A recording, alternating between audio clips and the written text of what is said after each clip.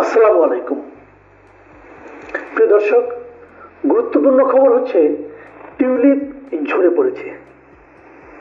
Tulip মানে tulip ফুল নয়। ব্রিটেনের একজন মন্ত্রী টিউলিপ সিদ্দিক তিনি পদত্যাগ করেছেন। এরকম তো হতেই পারে, পৃথিবীর যে কোনো দেশের মন্ত্রী যে কোনো কারণে, তার কোনো ব্যর্থতার কারণে অথবা তার কোনো দুর্নীতির কারণে পদত্যাগ করতেই পারেন, কিন্তু সেটা আমাদের দেশে যেন একটা বড় খবর হয়ে দাঁড়ালো কেন? বড় খবর হয়ে দাঁড়ালো দুটো কারণে। প্রথম কারণটা হলো টিউলিপ সিদ্দিক আমাদের দেশের যে সাবেক প্রধানমন্ত্রী শেখ হাসিনার বোন শেখ রেহানা, এই শেখ রেহানার মেয়ে, বড় মেয়ে। আর আরেকটা কারণ হলো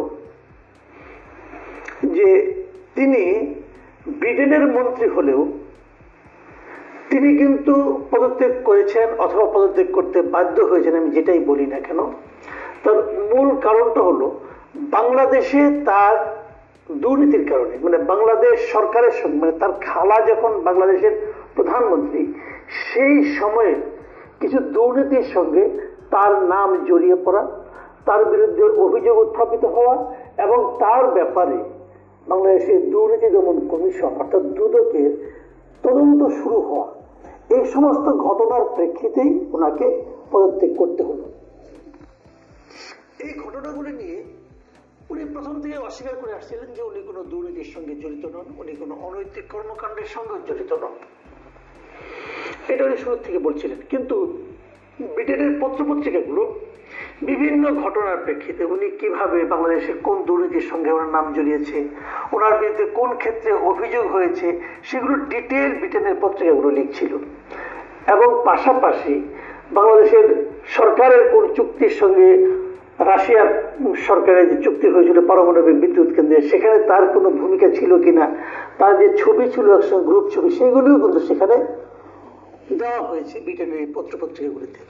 ব্রিটেনের পত্রিকায় যে জিনিসটা সবচেয়ে একদম হাতে নাতে ধরা পড়েছে সেটা হলো যে উনি ইংল্যান্ডের যে বাড়িটাতে থাকতেন অথবা একাধিক বাড়ি, ওনার নামের, ওনার বোনের নামের বাড়ি, এই বাড়িগুলো ওনাদেরকে ওনারা টাকা দিয়ে কিনেননি, ওনাদেরকে দিয়েছিলেন যে ব্যক্তি, তিনি বাংলাদেশেরই বংশোদ্ভূত একজন ব্রিটিশ এবং উনি আবাসন ব্যবসার সঙ্গে জড়িত এবং শেখ হাসিনা সরকারের খুবই ঘনিষ্ঠ ব্যবসায়ী হিসেবে তার পরিচিতি আছে। অর্থটা এরকম যে ওখানে বোনের মেয়েকে বাড়ির, বিশাল একটা বাড়ি, অনেক মূল্যের, কয়েক কোটি টাকা মূল্যের বাড়ি একটা উপহার দিয়ে বিনিময়ে তারা বাংলাদেশ গভর্নমেন্টের কাছ থেকে নানা ধরনের অর্থনৈতিক সুযোগ সুবিধা, ব্যবসায়িক সুযোগ সুবিধা নিয়েছেন। তো এটা তো পরিষ্কার একটা ঘুষ। তো এই বিষয়গুলো তো উনি অস্বীকার করতে পারবেন না, কিন্তু এই বিষয়গুলো উনি এতদিন স্বীকার করেননি। এবং তারও যে বড় কথা যে জিনিসটা থেকে সমালোচনার যে মূল যে কারণটা, সেটা হলো গিয়ে যে উনি ব্রিটিশের বর্তমান যে লেবার পার্টির যে গভর্নমেন্ট আছে, সেই গভর্নমেন্টের যে উনি যে পোস্টে আছেন, এটা বলা হয় সিটি মিনিস্টার। সিটি মিনিস্টার মানে হচ্ছে যে ব্রিটেনের দুর্নীতি বিষয়ে যে সমস্ত কর্মকাণ্ড আছে সেগুলো দেখার জন্য ওনাকে মিনিস্টার, ওদের ভাষায় economic secretary to the treasury and city minister, এই ছিল তার পদের নাম, আনুষ্ঠানিক নাম। তো যাকে দুর্নীতিকে নিয়ন্ত্রণ করার জন্য, দুর্নীতি ধরার জন্য দায়িত্বপ্রাপ্ত মন্ত্রী হিসেবে নিয়োগ করা হয়েছে, সেই ব্যক্তি নিজেই দুর্নীতিতে জড়িয়ে পড়েছেন বলে অভিযোগ উঠেছে। অভিযোগগুলোর মধ্যে এখনো প্রমাণ হয়নি এবং উনি এই ঘটনাকে ট্যাকেল দেওয়ার জন্য উনি সেখানকার যে প্রধানমন্ত্রী যে উপদেষ্টা আছেন একজন, ওখানকার যে ব্রিটেনের প্রধানমন্ত্রী উপদেষ্টা, ওটাকে বলা হয় independent adviser on ministerial standards.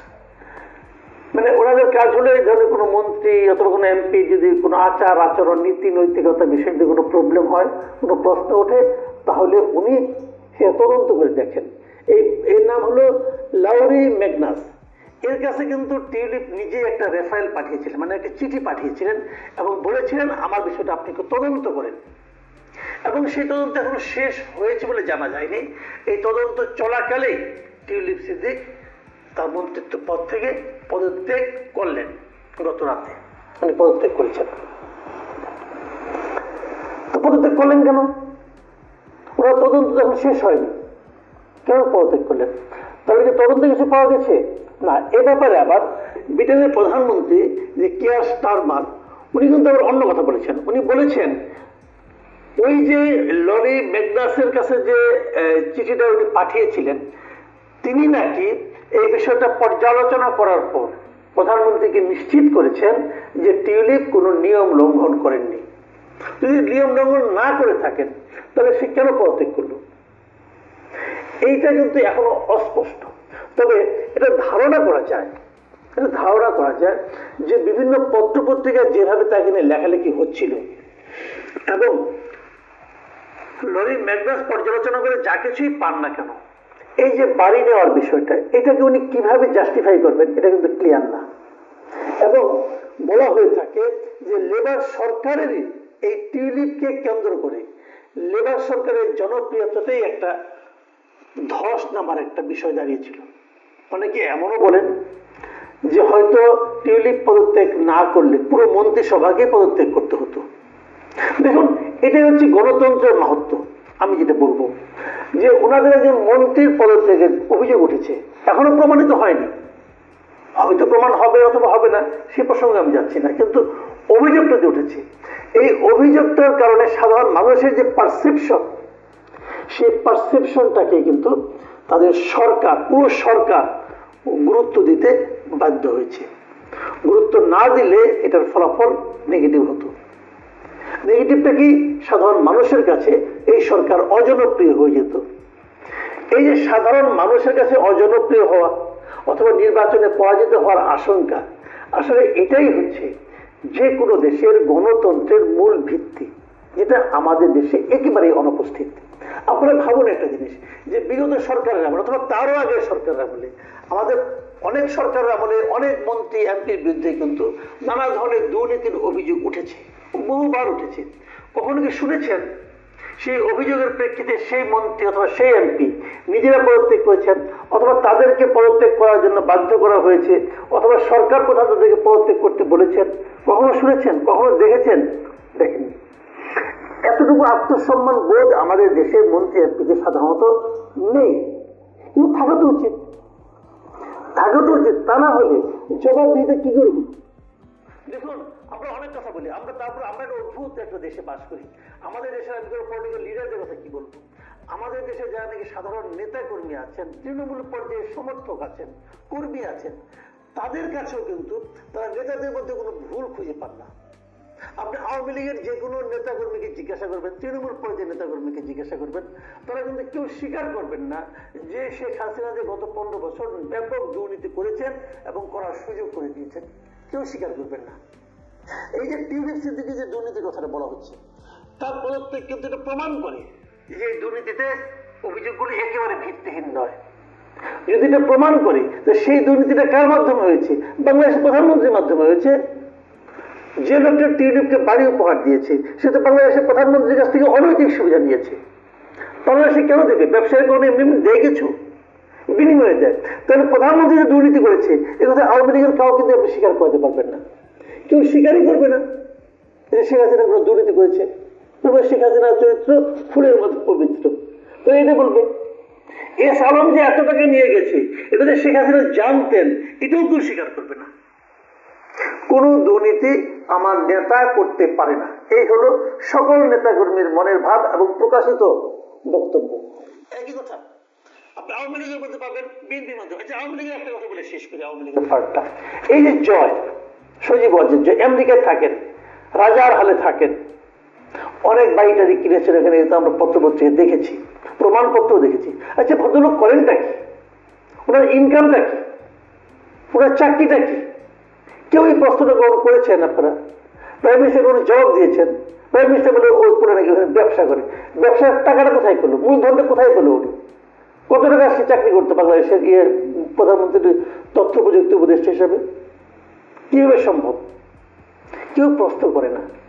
আচ্ছা ঠিক আছে, প্রশ্ন নয় না করলো, তাদের দিক থেকে তো উচিত ছিল জনগণের কাছে স্পষ্ট করা। আবার যদি বিপরীত দিকে আমাকে এই প্রশ্নটা করেছেন, এই যে তারেক রহমান বিএনপির যিনি মূল নেতা, উনি যে ইংল্যান্ডে থাকেন, এত বছর ধরে আছেন, উনি করেনটা কি? অর্থটা কোথেকে আসে? টাকা তো আসলে একটা সোর্স লাগবে, টাকাটা কি আসমানি উপায়ে আসে? আসমানি উপায়ে টাকা আসে না ভাই। আসমানি উপায়ে টাকা আসার কোনো নিয়ম নাই, আসমানি উপায়ে জ্ঞান আসতে পারে, টাকা আসে না। তো চলে কিভাবে? তাহলে তোমার জীবনযাপনকে খুব দরিদ্র হালে চলেন উনি? তখন চলেন না। তাহলে ওনার সোর্স অফ ইনকাম আমি জানি না, হয়তো জাস্টিফাইড কোন ইনকাম আছে, আমি জানি না, বলতে পারবো না। তবে আমি আশা করবো, আমি দাবি করব যে বিএনপির নেতৃবৃন্দ এবং এমনকি খোদ তারেক রহমানের উচিত হবে যে এত বছর উনি কিভাবে চলেছেন, ওনার কি পরিমাণ সম্পদ আছে এবং কি পরিমাণ সম্পদ উনি কিভাবে অর্জন করেছেন তার একটা বিবরণী বাংলাদেশের মানুষের কাছে দেওয়া। যদি উনি দিতে পারেন, যদি উনি দেন, কেবল তাহলেই উনি ওনার নেতা কর্মীদেরকে বলতে পারবেন ভাই আপনারা দুর্নীতি করেন না, বলতে পারবেন আপনারা চাঁদাবাজি করেন না। আর যদি উনি দিতে না পারেন তাহলে ওনার কিন্তু সম্পদ নিয়ে এবং ওনার এত বছরের চলাফেরা নিয়ে, ওনার এত বছরের জীবন ধারণ নিয়ে মানুষের মধ্যে সন্দেহ থেকে যাবে। সেই সন্দেহগ্রস্ত মানুষ যে তার দলের হয় তারা অবাধে লুটপাট করবে। আমরা এই কথাটাই বলি, আপনি নেতা হন, আপনি যত বড় নেতা হবেন আপনি তত বেশি ট্রান্সপারেন্ট হবেন। আমাদের দেশে যখন সে ধরনের নেতৃত্ব প্রতিষ্ঠা হবে, এরকম ট্রান্সপারেন্ট নেতৃত্ব প্রতিষ্ঠা হবে, এই দেশে তখনই কেবল দুর্নীতি মুক্ত একটা দেশ আপনি আশা করতে পারবেন, তার আগ পর্যন্ত নয়। প্রিয় দর্শক, আমি ছোট মানুষ, এত বড় বড় কথা হয়তো আমার মুখে মানায় না, কিন্তু বললাম, সাহস করে বললাম, এই একটা ইস্যুতে এই বললাম। আপনারা ভালো থাকবেন, পরবর্তীতে আবারও